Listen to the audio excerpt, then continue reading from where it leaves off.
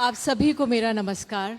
बहुत बहुत शुक्रिया इस हौसला अफजाई के लिए कि आप लोग यहाँ पर शिरकत करने आए एनडीटीवी इंडिया के इस पहले कॉन्क्लेव के लिए। डॉक्टर रॉय ने ये नाम दिया है यूथ फॉर चेंज, और वाकई में क्यों ना हो, क्योंकि हमारा देश एक युवा देश कहा जाता है।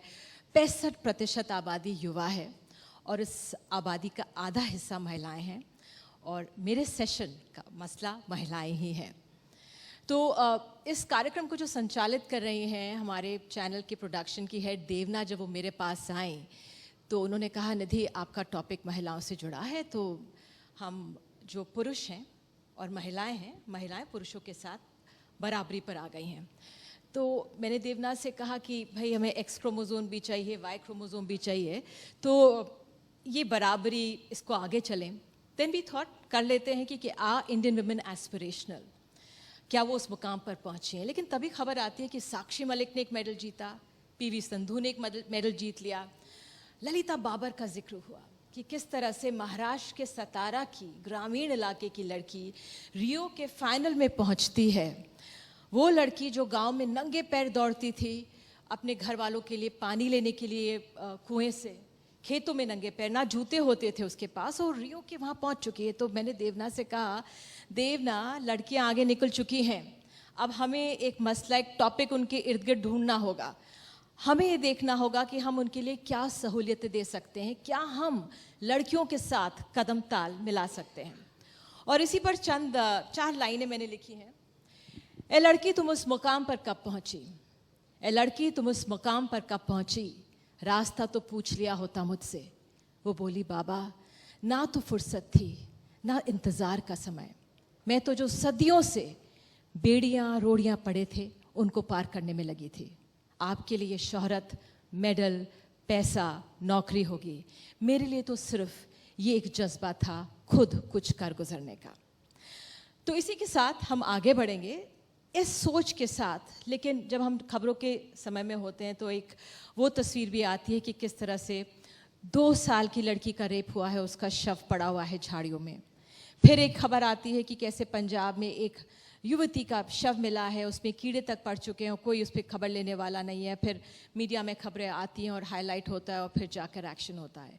और इस समय एक खबर आ रही है जो ज़्यादा नहीं हम मीडिया में रख पा रहे, लेकिन मैं आज इस पटल पर रख रही हूँ आप सबके सामने। वो एक 14 साल की लड़की, यूपी की वो लड़की है, वो गर्भवती है, 32 वीक्स की प्रेगनेंसी है। उसकी गुजारिश है लोअर कोर्ट से, हायर कोर्ट से, वो थक चुकी है कि मैं इसे टर्मिनेट करवाना चाहती हूँ, लेकिन कोई सुनने वाला नहीं है।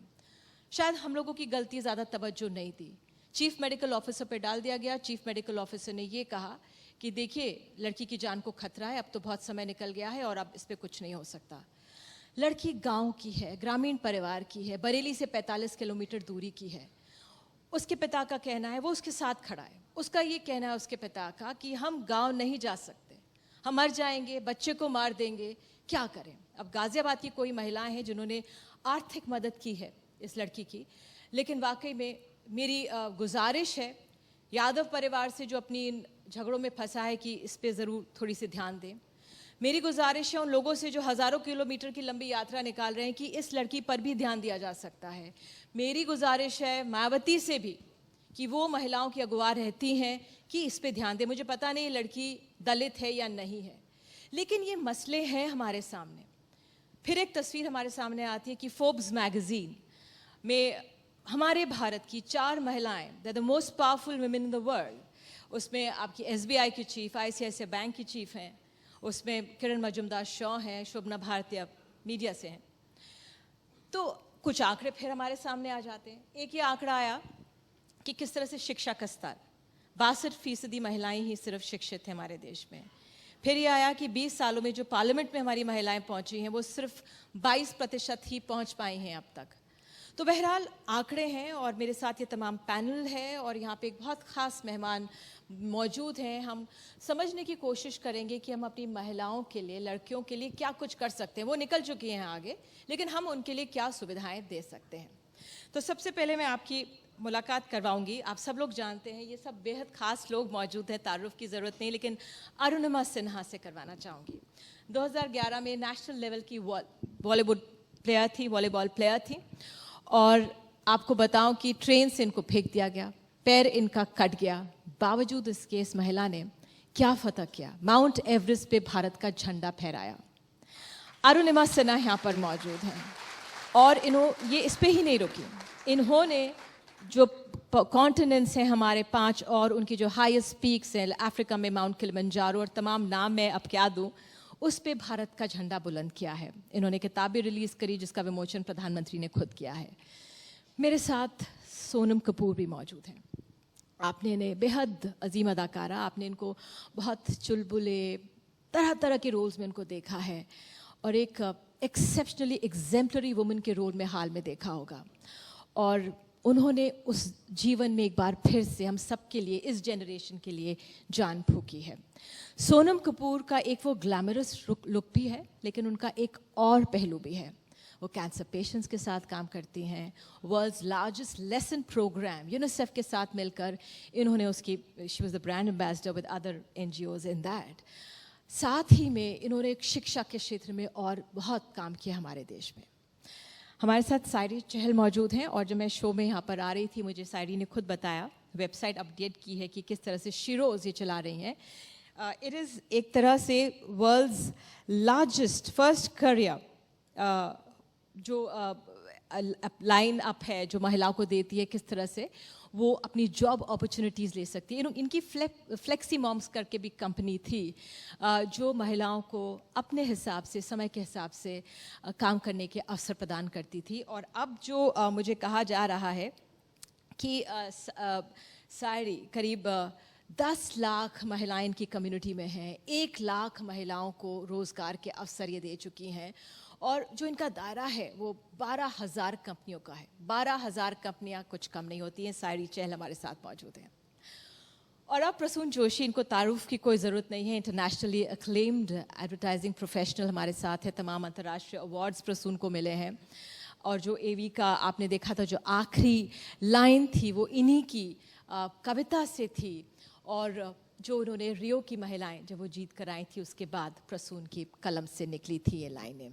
और प्रसून वर्ल्ड इकोनॉमिक फोरम के डेजिग्नेटेड ग्लोबल लीडर हैं, तो अपने आप में आप देख सकते हैं कितना अजीम पैनल यहाँ पर मौजूद है। और शुरुआत मैं करूँगी प्रसून से ही। प्रसून, आपकी वो कविता है, उसमें एक बार फिर से आप अपनी आवाज़ से जान फूंक दें।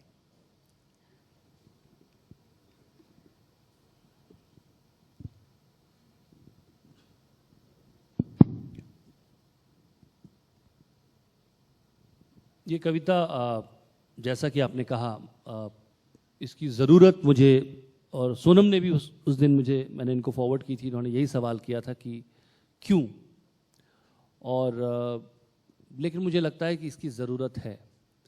जब हम देखते हैं, हम ताली बजाते हैं उन सभी विनर्स के लिए, उन सभी अपनी देश की बेटियों के लिए जिन्होंने हमारा सर ऊंचा किया है, तो कहीं ना कहीं एक नज़र खुद पे भी डालने की ज़रूरत है कि हमने इसमें कितना सहयोग दिया है, या हम रास्ते का पत्थर ही थे। शर्म आनी चाहिए, शर्म आ रही है ना, इसका टाइटल था कि शर्म आ रही है ना उस समाज को जिसने उसके जन्म पर खुल के जश्न नहीं मनाया। शर्म आ रही है ना उस समाज को जिसने उसके जन्म पर खुल के जश्न नहीं मनाया। शर्म आ रही है ना उस पिता को उसके होने पर जिसने एक दिया कम जलाया। शर्म आ रही है ना उन रस्मों को, उन रिवाजों को, उन बेड़ियों को, उन दरवाजों को। शर्म आ रही है ना उन बुजुर्गों को जिन्होंने उसके अस्तित्व को सिर्फ अंधेरों से जोड़ा। शर्म आ रही है ना उन दुपट्टों को, उन लिबासों को जिन्होंने उसे अंदर से तोड़ा। शर्म आ रही है ना उन स्कूलों को, दफ्तरों को, रास्तों को, मंजिलों को। शर्म आ रही है ना उन शब्दों को, उन गीतों को जिन्होंने उसे कभी शरीर से ज्यादा नहीं समझा। शर्म आ रही है ना राजनीति को, धर्म को, जहां बार बार अपमानित हुए उसके स्वप्न। शर्म आ रही है ना खबरों को, मिसालों को, दीवारों को, भालों को। शर्म आनी चाहिए हर ऐसे विचार को, शर्म आनी चाहिए जिसने पंख काटे थे उसके। शर्म आनी चाहिए ऐसे हर ख्याल को, शर्म आनी चाहिए जिसने रोका था उसे आसमान की तरफ देखने से। शर्मानी चाहिए शायद हम सबको, क्योंकि जब मुट्ठी में सूरज लिए नन्ही सी बिटिया सामने खड़ी थी, तब हम उसकी उंगलियों से छलकती रोशनी नहीं देख रहे थे, उसका लड़की होना देख रहे थे। उसकी मुट्ठी में था आने वाला कल, और हम सब देख रहे थे मटमैला आज। पर सूरज को तो धूप खिलाना था, बेटी को तो सवेरा लाना था, और सुबह होकर रही। सोनम, आपके पास आऊंगी। क्या सोच बदली है? आपको लगता है जिस तरह से हमारी लड़कियां जो प्रदर्शन उन्होंने रियो में किया, लेकिन आप तो फिल्म क्षेत्र से जुड़ी हैं, तमाम महिलाओं के साथ आप मिलती हैं, बैठती हैं, बहुत युवा लड़कियां आपके साथ काम रहती हैं। क्या आपको लगता है हमारे समाज में सोच बदली है लड़कियों के प्रति? मुझे एक्चुअली डंडे पड़ने वाले हैं, पर मुझे नहीं लगता कि ज़्यादा सोच बदली है। इसलिए प्रसून सर ने ये बहुत ही खूबसूरत कविता लिखी है, क्योंकि आई थिंक इस कविता से ही हमें पता चलता है कि हमें शर्म आनी चाहिए, क्योंकि हमें अपॉर्चुनिटीज़ अगर मिले तो हम कहाँ कहाँ तक पहुँच सकते हैं। मेरी ये खुश नसीबी है कि I was born to Anil Kapoor, जो एक फेमिनिस्ट हैं। उन्हें पता है कि उन्होंने मुझे बहुत ही अच्छी एजुकेशन दी, उन्होंने मुझे हर अपॉर्चुनिटी दी जो उन्होंने अपने हर्ष को दी है। तो आई वॉज नेवर टोल्ड कि आप एक लड़की हो और हर्ष एक लड़का है, इसलिए आपको डिफरेंट अपॉर्चुनिटीज़ मिलेंगी। तो मुझे समझ में नहीं आया जब मैं इस इंडस्ट्री में आई हूँ कि क्या लड़के अगर एक लड़का है और अगर आप लड़की हो तो आपको डिफरेंटली ट्रीट करा जाता है। पर दैट्स आई डोंट थिंक कुछ ख्यालात में कोई भी चेंज आई है, पर slow and study it's going. Delhi बहुत दूर है अब तक। I think even though I am in Delhi right now, but it's a very long way of. I don't think बिल्कुल, शायद बिल्कुल जो आप ये बात कह रही हैं ये बहुत एक तरह से सही है, क्योंकि हमारा जो आसपास दायरा है वो नहीं बदला है, लेकिन हम महिलाएं, शायद जो लड़कियां हैं, युवतियां हैं, वो शायद बदल गई हैं। अरुणिमा, मैं आपसे जानना चाहूँगी, आप एक मिसाल हैं। 2011 में चलती ट्रेन से फेंक दिया जाता है, फिर ये हालत होती है कि पैर काटना पड़ता है, फिर ये हौसला कि आप माउंट एवरेस्ट पे जाकर भारत का झंडा वहाँ पे बुलंद करती हैं। कैसे हौसला आया? क्या सोच थी मन में, क्या जज्बा था? सोनम के बात से मैं थोड़ा सहमत हूँ, थोड़ा नहीं भी। चेंज आया है, पूरी तरीके से चेंज आया है। कि एक पल ऐसा था कि जिम्नास्टिक को, मैं अभी जस्ट दीपा के साथ में बैठी थी, एक पल ऐसा था कि जिम्नास्टिक को सिर्फ सर्कस में लोग देखते थे। आज की डेट में हर परिवार अपनी बेटी को जिम्नास्टिक में डालना चाहता है। मैं ये कहती, कोई भी स्टेट, कोई भी सेंट्रल गवर्नमेंट, कोई भी स्टेट गवर्नमेंट पर्टिकुलर एक लड़की के प्रति सिक्योरिटी नहीं दे सकती। मेरा मानना, लड़की को के अंदर इतनी तेज, इतनी आग भर दीजिए, इतनी सेल्फ डिफेंस की ट्रेनिंग, ये सारी चीजें उसको दीजिए कि उसको देखते ही लोग जल जाएं। मैं ये मानती हूं, अगर ये चीजें आ रही हैं लड़कियों में, निश्चित तौर पे वो बदलाव आएगा। दूसरी चीज, लाइक मी, अगर मुझ जैसी लड़कियां, जैसे मैं हूं, सोनम या फिर दीपा, ऐसे सिंधु या फिर और लोग जो सेलिब्रिटीज हैं, जिन्होंने अपनी लाइफ में कुछ अचीव किया है, उनका भी फर्ज बनता है सोसाइटी को वापस देना। इसी तरीके से कि वो सेल्फ डिफेंस की ट्रेनिंग स्कूल्स में इस तरीके से जाके ज़्यादा से ज़्यादा हम अपना टाइम सोसाइटी को दें। अरुणिमा, आप तो एक मिसाल बनी हैं, और कुछ लोगों को सहूलतें मिलती हैं, जिस तरह से सोनम ने कहा कि मुझे काफ़ी परिस्थितियाँ, एक परिवार ऐसा मिला, लेकिन आपने तो अपनी जंग खुद लड़ी। मुझे बता रहे थे महावीर कि आप अरुणिमा से ज़रूर पूछिएगा कि जब वो माउंट एवरेस्ट में पहुंची थी, ऊपर उधर शिखर पे थी, वो क्या महसूस कर रही थी? बहुत सारी, जैसे आपने बोला कि बहुत सारी आलोचनाएं भी हुई थी कि अरुणिमा सुसाइड के लिए गई थी, इवेंट टिकट नहीं था, ट्रेन आने पे कूद गई थी। तो ये सिचुएशन, एक मेल फीमेल कोई फ़र्क नहीं पड़ता है कि एक इंसान का पैर ना हो और हॉस्पिटल के बेड में हो, स्पाइन में भी 3 फ्रैक्चर हो, वो बेड से उठ नहीं सकता है, मोशन वगैरह सब कुछ पार्ट में है, सब कुछ ऐसे किसी के सहारे पे कर रहा हो, 22-23 साल की उम्र तक वो नॉर्मल रहा हो, अचानक अगर ये परिस्थिति हो तो वो टूट जाता है पूरी तरीके से। मैं भी टूट गई थी, लेकिन एक कॉमनवेल्थ वार्ड एम्स में मैं एडमिट थी, हॉस्पिटल के बेड से मैं चिल्ला के अपनी बातें कहती थी, शायद उस वार्ड में ही रह जाता था। बाहर नहीं निकल पाती थी वो आवाज़ मेरी। उस परिवार की मनोदशा क्या होगी कि एक जवान लड़की का पैर कट गया है, दूसरे पैर में रॉड है, बेड से उठ नहीं सकती है, व्हील चेयर बैसाखी, सिर्फ 2 चीज़ें नजर आ रही थी कि व्हील चेयर बैसाखी पे ही वो अब चलेगी।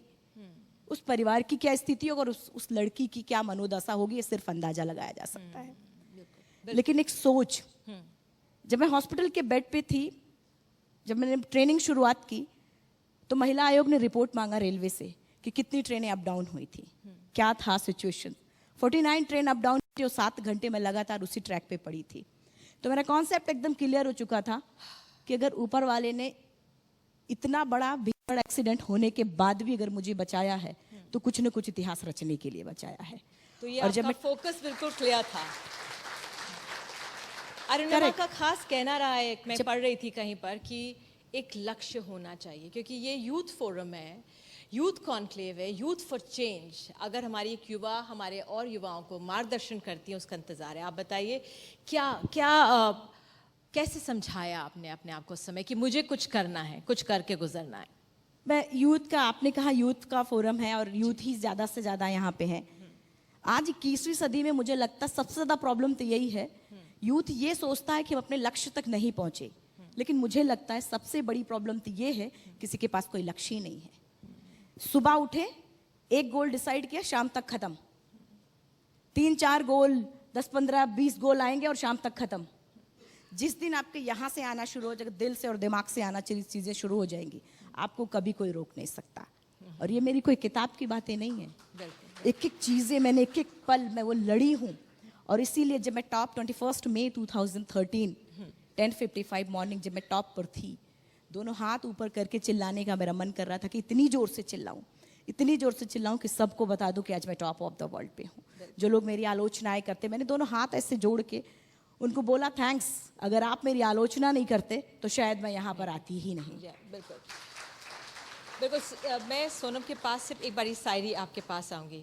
आपको क्या लगता है, आपका तो इतना बड़ा दायरा है महिलाओं को जॉब अपॉर्चुनिटीज़ देने का, क्या कुछ बदलाव आया है?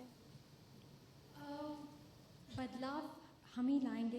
बदलाव कोई बाहर से नहीं आएगा, बदलाव हम ही बदलाव हैं।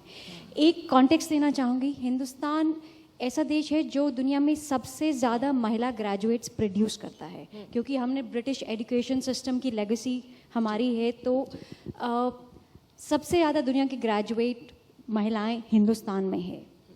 और आई थिंक जो हम कोशिश कर रहे हैं, जो हम शीरोज़ में बात कर रहे हैं, वो यही है that let's talk to women about their dreams. उनकी महत्वाकांक्षाओं के बारे में बात करें।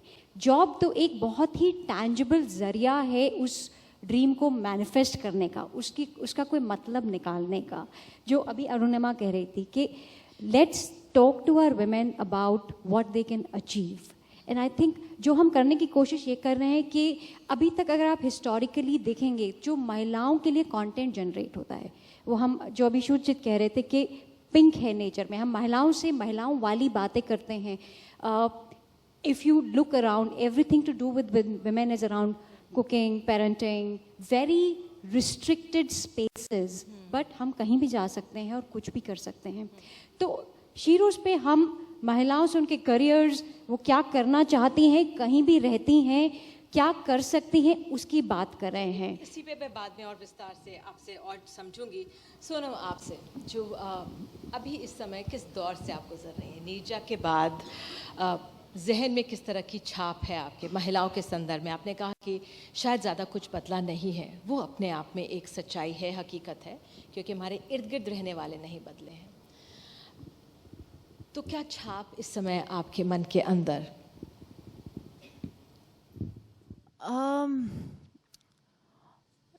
I mean, मैं अभी इस मंच में बैठी हूँ बहुत ही इंस्पिरेशनल लोगों के साथ। तो अगर मैं सिर्फ अपनी फिल्मों के बारे में बात करूँगी तो आई डोंट नो अगर अच्छा लगेगा। कर मैं सिर्फ इतना कह सकती हूँ कि ये हम सबको मुझे तो बहुत अपॉर्चुनिटीज़ मिली हैं मेरी ज़िंदगी में। हमारी फिल्म्स हमारे लिए बहुत ज़रूरी हैं। जी बिल्कुल, हमें बहुत इंस्पायर करती हैं। जी बिल्कुल। पर मैं सिर्फ इतना कह सकती हूँ कि मुझे बहुत सारी अपॉर्चुनिटीज़ मिली हैं। मैं बहुत किस्मत वाली हूँ, आई थिंक। और इसलिए मैं सिर्फ इतना कह सकती हूँ कि मुझे ज़्यादा तो जो भी मुझे मिला है, मुझे लगता है कि ये मेरी रिस्पॉन्सिबिलिटी है कि I take that and give back. तो ये मेरी रिस्पॉन्सिबिलिटी है, मेरी जो अपब्रिंगिंग है इस सोच के साथ की गई है। तो आई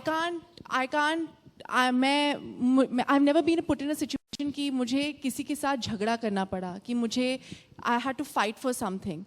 तो अभी जब भी मैं when I look at everybody around me, तो मुझे लगता है कि मुझे तो ऐसा कुछ नहीं करना पड़ा। तो इट्स अप टू मी कि मुझे ये अपॉर्चुनिटी मिली है, मुझे ये प्लेटफॉर्म मिला है as a celebrity, as somebody who is been brought up in a very affluent family, that I have to give back. और ये सेंसिटिविटी सिर्फ आती है when you are sensitized to the environment around you, to the people around you, to the society around you। और अगर आप कहानियाँ सुनेंगे, जैसे इन्होंने बहुत ही अच्छी तरह से कहा, अगर आप ये मीडिया पर्सन, जो मीडिया में जो रेलिवेंट सेलिब्रिटीज़ हैं, अगर उनकी कहानियाँ, जो एस्पिरेशनल सेलिब्रिटीज़ हैं, उनकी कहानियाँ अगर हम लोगों तक या युवा तक पहुँचा सकते हैं, then we can get inspired। Sonam, क्या आपके मन में ख्याल आते हैं कि क्या चेंज किया जा सकता है या कैसे करें? तो आपने जैसे कहा, cinema art is a beautiful medium. हमारे जो कंट्री में है, आर्ट जो है is a reflection of society for sure, पर it can also advocate change. और खूबसूरत कविताएं जो प्रसून सर लिखते हैं, उन्होंने बहुत ही खूबसूरत कविताएं हमारे नीरजा के लिए भी लिखी थी। नीरजा जो एक फिल्म है, एक बहुत ही इंस्पिरेशनल युवा के बारे में, 23-year-old गर्ल। ऐसी जो फिल्म्स हैं, ऐसी जो कहानियाँ हैं, इन सब लोगों की कहानियाँ, अगर आप जैसे मीडिया वाले, ये बहुत ही अच्छा जो यूथ समिट आपने किया है, ये बहुत ही खूबसूरत प्लेटफॉर्म है लोगों तक पहुँचाने तक। ये कहानियाँ जो हमारी जो कहानियाँ हैं लोगों तक पहुँच सकती है, युवा तक पहुँच सकती है, लेकिन inspire this people to advocate change, and that is what is needed. Education is needed, awareness is needed. Ignorance in our country is what is destroying our country। यहाँ पे रंजना कुमारी मौजूद हैं, अगर यहाँ पर रंजना जी मौजूद हैं, शबनम हाशमी जी मौजूद हैं, तो मैं चाहूंगी कि मैं आपकी राय इस संदर्भ में लेना चाहूँ। प्रसून के पास आती हूँ, नहीं है यहाँ पर, प्रसून आपके पास। इसमें मैं एक चीज़, मैं अभी आपको सुन रहा हूँ, सोनम से तो मेरी बातचीत होती रहती है। नहीं, इस विषय में जो एक चीज़ समझने की ज़रूरत है कि आप लोग एक्सेप्शनल लोग हैं। देखिए, सवाल यह है कि एक आम लड़की जो अपने घर से निकलती है, जिस लक्ष्य की आप बात कर रही हैं, जिस लक्ष्य के प्रति संवेदना की आप बात कर रही हैं, जिस इंटेंसिटी की आप बात कर रही हैं, वो ज़रूरी नहीं है सबके अंदर हो। और मैं ज़रूरी नहीं समझता कि ये जीने की शर्त एक्सेप्शनल होना नहीं होनी चाहिए। जीने की शर्त एक्सेप्शनल नहीं है। मैं एक अच्छा जीवन जीना चाहता हूँ, मैं अपने बच्चों के साथ खेलना चाहता हूँ, मुझे अधिकार है कि मैं एक अच्छा जीवन, जिस जीवन में कोई बोझ ना हो, जिस जीवन में कोई विडंबना ना हो, ऐसा जीवन मुझे देना चाहिए हमारे समाज को। तो सवाल इस बात का उठती है कि अगर एक्सेप्शनल नहीं है कोई, तो जिम्मेदारी किसकी है? हम सबकी जिम्मेदारी है, बिकॉज एक्सेप्शनल आदमी तो अपनी जिम्मेदारी उठा लेगा।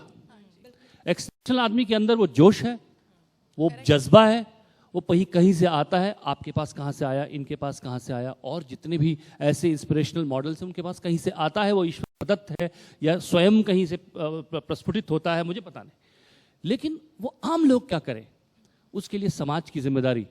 तब मैं मानता हूं कि वो लड़कियां जिनको समाज, इसीलिए मैंने कहा कि शर्मा आनी चाहिए उन सबको जो उसे रोक लेते हैं, और वो रुक भी जाती है। ये थोड़ी रुकती है समाज से, रुक तो वो जाती है, बेटे आज तुम बाहर नहीं जाओगे, ये तो बाहर दरवाजा तोड़ के निकल जाएंगी, लेकिन वो अंदर रह जाती है। उसके लिए दरवाजा कौन खोलेगा, सवाल इसका है। शायद उस तक आवाज़ पहुंचने की ज़रूरत है कि आपको खुद अपने लिए खड़े होने का समय आ गया। सोनम, आप क्या कहेंगी एक युवा को, एक यंग गर्ल्स को? मैं देख रही थी आपके मीटिंग एरिया में किस तरह से आपके फॉलोअर्स थे, आपसे गले मिल के रो रहे थे, और काफ़ी देर तक वो छोटी सी बच्ची रोई। तो क्या कहना चाहेंगे आप उन्हें इस समय, जो खुद को एक दायरे में बंधा महसूस करना समझती है? डरो मत। मुझे नहीं लगता कि डरना चाहिए। अगर आपके दिमाग में या जहन में कुछ आपको कुछ कहना है, आपको कुछ करना है, तो आपको करना चाहिए। अगर आपके कोई ड्रीम्स हैं, फॉलो दोज ड्रीम्स। और जैसे प्रसून सर ने बहुत खूबसूरती से जो मैं कह रही थी, उन्होंने बहुत ही अच्छी तरह से कहा। मैं अच्छी ओरेटर नहीं हूँ, मैं कोशिश करती हूँ, पर कि ये हमारी रिस्पॉन्सिबिलिटी है। हमें ये मंच दिया है, एक्सेप्शनल पीपल, हमें भगवान ने एक्सेप्शनल बनाया है, कि हमारे अपने नेचर ने एक्सेप्शनल बनाया है, हमारे इंटेलिजेंस ने हमें एक्सेप्शनल बनाया है, हमारे टैलेंट ने हमें एक्सेप्शनल बनाया है। तो ये हमारी रिस्पॉन्सिबिलिटी है कि we set a standard, we set a model, कि आप ये देखिए। और मैंने कहा कि मैं ओपिनियंस देती हूँ, अगर गलत भी ओपिनियन है या सही भी ओपिनियन है, मैं ओपिनियन देती हूँ। तो डरो मत। अगर आपको कुछ कहना है, अगर आपको कुछ करना है, अगर आपको कुछ पहनना है, अगर आपको कुछ नहीं पहनना है, डरो मत, करो जो करना है और करते जाओ, सीखते जाओ और पढ़ाई करो। साड़ी आपके पास क्या हमारी महिलाओं में, लड़कियों में सोच आई, जो वर्किंग मदर्स हैं, क्या सोच में किस तरह का आपने डिफरेंस देखा है पिछले 10 साल से जो आप इस क्षेत्र में काम कर रही हैं, और क्या आपको लगता है जो उनके लिए होना चाहिए कि उनकी शिरकत और हो? बिल्कुल। तो आई थिंक आज से अगर हम 10 साल पहले थोड़ा जूम आउट करें तो बहुत सुनने को मिलता था वर्क लाइफ बैलेंस, महिलाओं को घर देखना चाहिए और उनको काम करना चाहिए। और एक महिला जिसके पास एक जॉब है, उसके 2 जॉब्स हैं, क्योंकि जो केयर गिविंग का काम है वो महिलाओं के कंधों पे है। वो परिवार देखती हैं, वो बच्चे देखती हैं। हिंदुस्तान में बड़ी शादियां, बड़े फेस्टिवल, सब कुछ महिलाओं के कंधों पे चलता है। पर जो शिफ्ट हम अब देख रहे हैं, वो अगर मैं उसको रीफ्रेज कर सकूं तो वर्क लाइफ बैंक बैलेंस है।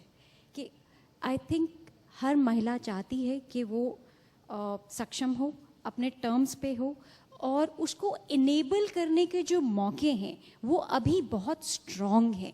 जो जितना इम्पैक्ट आर्ट और सिनेमा कर सकता है, उतना इम्पैक्ट टेक्नोलॉजी, साइंस और डिजिटल भी कर सकता है। अगर आपसे कुछ महिलाएं जुड़ना चाहें, कुछ फ्लेक्सिबल आवर्स में काम करना चाहें, पहले तो ये बताइए किस तरह के काम करके महिलाएं रोज़गार का पैसा कमाई कर सकती हैं, और दूसरी ये कि क्या सिर्फ इंटरनेट के ज़रिए आप लोगों से जुड़ा जाता है, जो ये पूरा वर्ल्ड में एक्सेप्शनल ये पूरा चेन है? बिल्कुल। तो जो हमारा सिस्टम है वो ऑनलाइन है। 2 तरीके हैं। शीरोज.in कंप्यूटर आना ज़रूरी है जी, कंप्यूटर पास होना ज़रूरी है। फ़ोन पे आप हमें करियर हेल्पलाइन चलाते हैं जो फ़ोन पर है।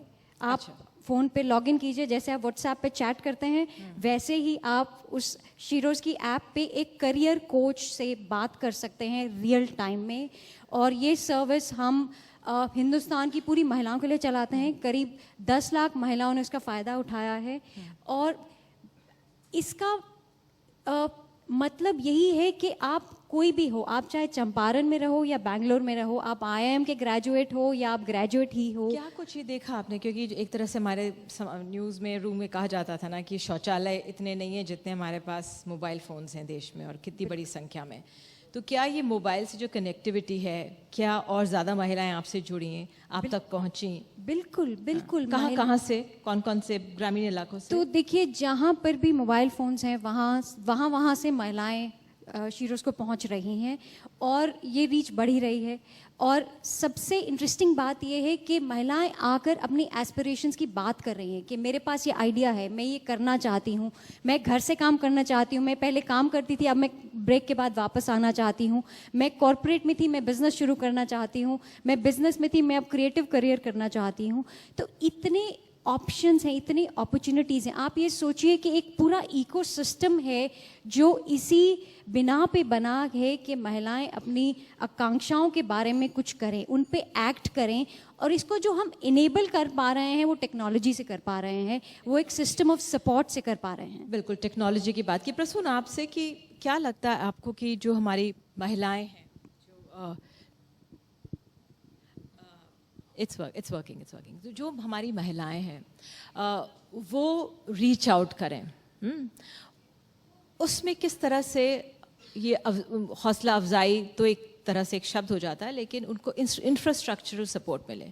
क्योंकि एक महसूस जो किया है कि जो हमारी महिलाओं को आगे बढ़ने के लिए एक इंफ्रास्ट्रक्चर का सपोर्ट चाहिए, वो हमारे यहाँ अभी नहीं है। उस पर बहुत काम करने की ज़रूरत है। आप तो एक थिंकर हैं, कैसे आप देखते हैं, खुद पहाड़ से आप आते हैं, वहाँ पे जो महिलाएं कितना काम करती हैं, लेकिन उससे अब निकल कर जब मुंबई में आप बसे हैं तो किस तरह से आप देखते हैं? देखिए, महिलाओं को अगर आप पहले तो मुझे इस बात का अफसोस होता है कि इस तरह के समारोह और इस तरह के फोरम्स हमें करने पड़ते हैं जहां महिलाओं को स्पेशली डिस्कस किया जाए। ये एक ऐसे, जो कि सोनम ने शुरुआत में कहा कि नहीं बदला है, सच है। सवाल ये कि हम आज इस बात पर चर्चा कर रहे हैं कि महिलाओं के बारे में अलग से चिंता की आवश्यकता पड़ती है, इसका मतलब यह है कि अभी तक सब कुछ सुधरा नहीं है और ये बदलना बहुत ज़रूरी है कि कल हम लोगों के बारे में बात करें और जिस तरह से हम एक पुरुष की बात करते हैं ऐसे महिला की भी बात करें। आज हम उसको स्पेशल स्टेटस की और बात करते हैं क्योंकि कहीं ना कहीं कमी है समाज में। अब सवाल आता है कि किस वर्ग की महिला की बात कर रहे हैं आप। रूरल महिला, एक हमारे देश के गांव में एक महिला रहती है, उसकी चुनौतियां बिल्कुल अलग हैं। वहां तो सर्वाइवल की चिंता है उसको, वो तो भ्रूण में ही मार दी जाएगी, वहां से सवाल शुरू हो जाता है। उसका सवाल तो यह है कि जीवित रहेगी कि नहीं रहेगी, उसको जब वो गर्भवती है तो उसको भोजन मिलेगा कि नहीं, कि आने वाला बच्चा उसका कैसा होगा। ये वहां सवाल सर्वाइवल का है। वहां बहुत दूसरा सवाल उठ के खड़ा होता है। जैसे आप थोड़ा सा मध्यम वर्गीय परिवारों में, छोटे शहरों में आते हैं, वहां पर सवाल थोड़े मुख्तलिफ हो जाते हैं। वहां पर सवाल आपके सामने आते हैं कि उसके जो साइकोलॉजिकल सवाल है, उसके जो हुदूद हैं, उसकी जो सीमाएं हैं, उसके जो उस पर उसकी स्वतंत्रता पर जो एक अंकुश है, वहां पर स्वतंत्रता की बात आती है। वहां एक अलग तरह के उसके स्वप्न, अलग तरह के स्वप्न हैं वहां पर उसके। फिर आप अगर मेट्रोज में आते हैं और हमारे प्रोफेशंस में, फिल्म से, मीडिया से, इनसे जुड़ी हुई महिलाओं की बात करते हैं, ये वो महिलाएं हैं जिन्होंने बहुत इंडिविजुअलिटी को बहुत सीरियसली लिया है और सफलता को बहुत सीरियसली लिया है, लेकिन समाज ने उनसे अपेक्षाएं अभी भी ट्रेडिशनल रखी हुई है। ये वो लड़कियां हैं जो दफ्तरों से घर जाती हैं और घर में अगर चीनी नहीं है तो उसके लिए क्वेश्चन मार्क उसी के ऊपर पूछा जाता है सवाल, ये चीनी खत्म हो गई, वो भी अभी अभी आई है, उसको भी नहीं पता, लेकिन उसे पता होना चाहिए। ऐसा अपेक्षा है उसकी, क्योंकि उसके एस्पिरेशन उसके हैं। और यहां तक कि कॉर्पोरेट वर्ल्ड में मैंने देखा, और इस बात पे अब चर्चाएं शुरू हुई हैं, कि भाई ये बच्चा जब पैदा होता है ये हैंडीकैप बन जाता है लड़की का। ये उसकी मजबूरी हो गई है कि वो अब ब्रेक ले। लॉट ऑफ पीपल से कि भाई because they take a break, they can't sort of reach the top. जो बकवास मैं समझता हूँ, बकवास इसलिए समझता हूँ कि जब बच्चे की इच्छा होती है तो पूरे समाज को होती है, पूरे परिवार को होती है, और जब बच्चे की जिम्मेदारी उठानी होती है तो समाज दरकिनार क्यों कर लेता है स्वयं को। तब आप मैटरनिटी लीव जो है वो पुरुष को भी दीजिए और बाकायदा उनको साथ में बच्चे की जिम्मेदारी बोले, क्योंकि बच्चे की इच्छा तो दोनों ने की थी भाई। नहीं, टू कोट कॉर्पोरेट वर्ल्ड जो कहा जाता है, जो होता है वहाँ पर, लेकिन होता क्या है, जो आपने वर्ड इस्तेमाल प्रयोग किया हैंडीकैप, ये नहीं बदल रहा है। तो ये ग्रामीण इलाकों में तो महिला की जो स्थिति है वो है, लेकिन जो हमारे शीर्ष स्तरों पे भी जो सोच है कि अगर एक लड़की, एक महिला अगर वो बच्चा जनने जा रही है तो she is for some time not in the, कि वो अपना प्रोडक्टिविटी ठीक से दे पाएगी ऑर्गेनाइजेशन को। तो ये सोच है, और वो शायद शहरों में भी ज़्यादा नहीं बदली अभी। वो ये सोच हमारे ग्रामीण तो हम भूल जाएंगे स्तर पर, लेकिन हम शहर में भी जो लोग बसे हैं वहाँ पे भी ये नहीं है जो बदली है। लेकिन एक चीज़ मैं सेफ्टी की लेकर आना चाहूँगी, जो ग्रामीण इलाकों और शहरी इलाकों में नहीं अंतर है, वो है जो हमारी महिलाओं का शोषण हो रहा है। तमाम आंकड़े हमारे सामने आते हैं हमारे देश में किस तरह से हिंसा के, क्राइम के, रेप के, किडनैपिंग सबसे ज़्यादा जो है उसके आंकड़े सामने थे। KTS तुलसी सर यहाँ पर मौजूद है, मैं उनके पास आऊँगी। सर, एक मसला हुआ था 4 साल पहले, और वो था किस तरह से निर्भया का मामला सामने आया और कहा ये गया कि फास्ट ट्रैक कोर्ट्स होंगे। हम तमाम लोग, दिल्ली भर में लोग, देश भर में लोग सड़कों पर उतर कर आए, लेकिन वो मामला अभी भी कोर्ट में है। जो न्याय है, एक तरह से कहा जाता है डेटरेंट होता है। मैं हमेशा पहले राजस्थान का एक समय उदाहरण देती थी कि वहाँ पे जब कुछ फॉरेनर्स के साथ हुआ था बलात्कार का मामला, तो एक्सपेडाइट इस तरह से किया गया था कि 3 महीने के अंदर सज़ा मिल गई थी। एक तरह से मैसेज गया था। बिहार में भी एक मसला सामने था, शायद आपके साथ ही किसी कार्यक्रम में, वहाँ पे एक जज ने 13 दिन के अंदर सज़ा सुना दी थी, जब ये पुख्ता हो गया था कि इसी व्यक्ति ने ये किया है। मैं आपसे जानना चाहती हूँ, निर्भया के मामले में जो जस्टिस अब तक अटका पड़ा है, कैसे समझें कि कौन वाकई में गंभीर है कि इन मामलों में न्याय हो? जी, इट्स वर्किंग सर। निर्भया के केस के बारे में मैं बात करता हूँ, मगर उससे पहले मैं जो चर्चा हो रही थी उसके ऊपर कुछ कहना चाहता हूँ कि कुछ बदलाव आया या नहीं आया। मैं अपनी माँ की बात करता हूँ, because she was the greatest inspiration to me in my life. 1934 में उन्होंने लाहौर में पढ़ते थे, कनेट कॉलेज में स्टूडेंट थे। She was all of 17 at that time. उन्होंने उनको कविता लिखते थे और एक कवि दरबार में बुलाया गया, तो मेरे नाना जी ने उनको कहा कि लड़कियां अंधेरे के बाद घर से नहीं जा सकती, तो वो अपने कमरे में बंद करके बैठी, रोई और एक कविता लिखी। उसकी थोड़ी सी मेरे को याद है कि कौन कहता है कि नारी पुरुष दी है जायदाद। My mother was a feminist and she was a rebel, so she says, कौन कहता है कि नारी पुरुष दी है जायदाद, पांडवों ने जुए हारी, बोली ना वो कुछ विचारी, इसलिए है जायदाद। कौन कहता है इस नू के ताड़ना ही ठीक है, क्योंकि तुलसीदास दा कहना पत्थर ते लीक है। कौन कहता है इस उत्ते कदे ना इतबार है, पुछा मैं वारिस शाह नू तेनू कहन दा की अधिकार है। So it's a long poem, but I feel nothing has changed. Yes. If she was alive today, she would perhaps be writing the same thing about delay in justice. I feel very sorry about that. हम न्याय जो है बैलगाड़ी की speed पे दे रहे हैं। अब बैलगाड़ी अगर मुंबई से भी चले तो दिल्ली 6 महीने में तो पहुंच ही जाएगी। हमारी न्याय की बैलगाड़ी तो 6 साल तक भी नहीं पहुंचती है मुकाम पे। और अफसोस इस बात का है कि आज भी 70% लोग जेलों में जो बंद हैं वो अंडर ट्रायल्स हैं। ये मालूम नहीं कि वो दोषी हैं या निर्दोष हैं। हम दोषी और निर्दोष का फैसला करने में उसकी सारी उम्र निकाल देते हैं।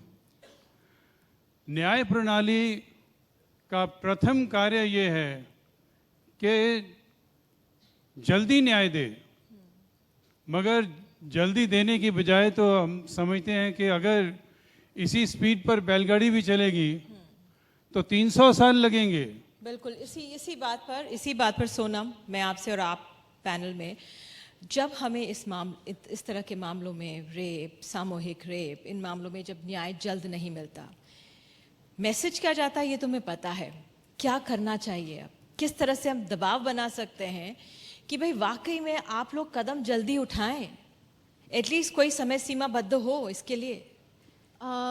एक छोटी सी कहानी है, हमारे पास ज़्यादा टाइम नहीं है, पर मुकेश मिल्स में आई थिंक कुछ सालों पहले एक रेप हुआ था एक फीमेल जर्नलिस्ट का, और एक साइलेंट मार्च में मैं शामिल हुई थी और they were all female journalist and I was there and I don't think, हम फीमेल जर्नलिस्ट ने बहुत सारे सेलिब्रिटीज़ को फ़ोन किया पर कोई आया नहीं, और एक मेल जर्नलिस्ट ऑब्वियसली वो हमारे सामने आया और उसने मुझे कहा कि ये इससे करके क्या हो सकता है, आप कैसे चेंज ला सकते हो, ये silent March, walking up and down Bandra में आप क्या कर सकते हो।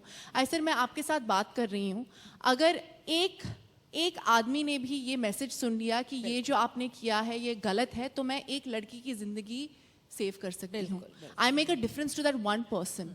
तो हमें ये जो मैसेज है कि वायलेंस, हिंसा, दिस इज़ रॉन्ग, बलात्कार, रेप इज़ रॉन्ग, ये गलत चीज़ें हैं। अगर हम जैसे लोग यहाँ पैनल पे बैठ के ये मैसेज, ये करेक्ट मैसेजेस बोलते जाते हैं, ये अवेयरनेस बढ़ती जाती है, तो slowly and steadily in a more positive way. I know I started in a very negative way कि ज़्यादा चेंज आया नहीं है, पर स्लोली एंड स्टडीली अगर हम ये करते जाए, ये मैसेज, करेक्ट मैसेज और करेक्ट अवेयरनेस फैलते जाएं, तो 100% चेंज आ सकता है, even if it's 1% at a time. बिल्कुल। मालिनी अवस्थी मुझे कहा जा रहा है यहाँ पर मौजूद हैं। मालिनी जी, आप सुरों में कुछ, मुझे कहा गया है, वादा है आपसे कि आप सुरों में हमारी लड़कियों के लिए कुछ कहेंगी। मुझे लगता है कि मैं बहुत खुशनसीब हूँ कि मैं पारंपरिक लोकगीत गाती हूँ और सदियों से हमारी दादी, काकी, चाची, आप सब की भी जो जीवन जीती रही, सुना दीजिए। उन्हीं का जीवन जीती रही हूँ। और मैं एक बात यहाँ कहना चाहूँगी कि उन गीतों को आप यदि जाकर देखें तो बड़ी सशक्त औरत मिलती है उसके अंदर, रोने वाली नहीं, गाने वाली नहीं, हर तकलीफ में भी कंधे से कंधा मिला के रोपाई भी गा रही हैं, तो जाता पीस रही हैं, उसके गाने हैं। यानी सशक्तिकरण मुझे लगता है पिछली पीढ़ी की औरतों में ज़्यादा था। आज शायद इकोनॉमिक इंडिपेंडेंस आई है। एक गीत जो मैं सोचती हूँ, आप लोग की बात सुन के मुझे याद आ रहा था कि हज़रत अमीर खुसरो साहब ने 750 बरस पहले बेटी के माध्यम से कहलाया उसकी विदाई, और वो कहती है, रोती हुई नहीं जाती, अपने पिता से सवाल पूछ के जाती है, काहे को ब्याही विदेश, अरे लखिया बाबुल मोहे, काहे को ब्याही विदेश। और अपने पिता से पूछती है, अरे भैया को दीन हो बाबुल महला दो महला, अरे हम का दीनो परदेश, अरे लखिया बाबुल मोहे, काहे को ब्याही विदेश, अरे लखिया बाबुल मोहे, काहे को ब्याही विदेश। बहुत खूब, तो मुझे बहुत लगता है शुक्रिया। ये जेंडर डिस्क्रिमिनेशन पर सवाल लड़की ने 750 सवाल पहले उठाया था, बीच में पुरखों ने सुनना बंद कर दिया। खुशी की बात है फिर से बात शुरू हुई है। बिल्कुल। और अब ये बदलाव ये आ गया कि महिलाएं अब घर में, लड़कियां अपने वापस अपने माता पिता का भी ज़्यादा ध्यान रखती हैं। ऐसा नहीं कि वो विदेश चली जाती है। और इसी पर आप सब लोग आए, बहुत बहुत शुक्रिया। लेकिन जाने से पहले मैं एक महिला का यहाँ पे जिक्र कर दूं, उनको शुक्रिया अदा कर दूं। उसके बिना ये कार्यक्रम पूरा नहीं होगा। एनडीटीवी इंडिया का ये पहला यूथ फॉर चेंज कॉन्क्लेव है। मिसेस रॉय का मैं जिक्र करूंगी क्योंकि उन्होंने हमेशा हम महिलाओं की, हमारे पूरे एनडीटीवी की हौसला अफजाई की है, लेकिन वो हमेशा हम महिलाओं के साथ क्राइसिस में खड़ी रही हैं। तो तमाम जो महिलाएं जो हमारे साथ, हम सबके प्रेरणा सूत्र हैं, उन सबको नमन करते हैं, उन सबको धन्यवाद करते हैं और उम्मीद करते हैं कि आप जैसी तमाम युवतियां हमारे देश को और आगे अग्रसर ले जाएंगी। बहुत बहुत शुक्रिया आप सभी का आने के लिए। धन्यवाद।